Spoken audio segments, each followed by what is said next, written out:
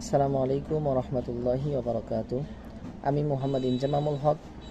আমি কিছুক্ষণ পূর্বে একটা ভিডিও আমার সামনে উপস্থিত হয়েছে।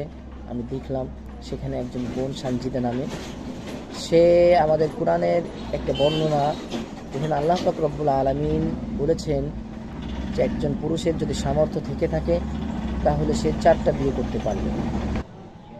কিন্তু দুর্ভাগ্যবশত সেই বোন একটা সম্ভবত মহিলা সম্মেলনে সেখানে বলছে যে তাদের বোনরা নাকি কোনো পুরুষকে 4টা বিয়ে করার অনুমোদন দেয় নাই, বা এভাবে প্রশ্ন করেছে, আমার বোনরা কি কোনো পুরুষকে 4টা বিয়ে করার অনুমোদন দিয়েছে?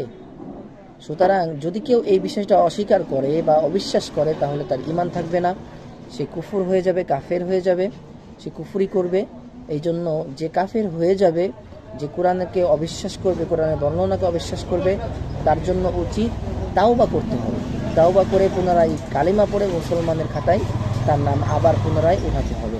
সুতরাং আমি তাকে আহ্বান করব যে সে যেন পুনরায় তাওবা করে কালিমা পড়ে মুসলিম হয়।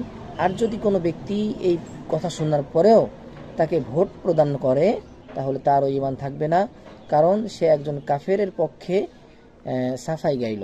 সুতরাং তার ঈমান থাকবে না, তাদেরও উচিত তাওবা করে মুসলিম হতে হবে। আসসালামু আলাইকুম ওয়া রাহমাতুল্লাহি ওয়া বারাকাতুহু।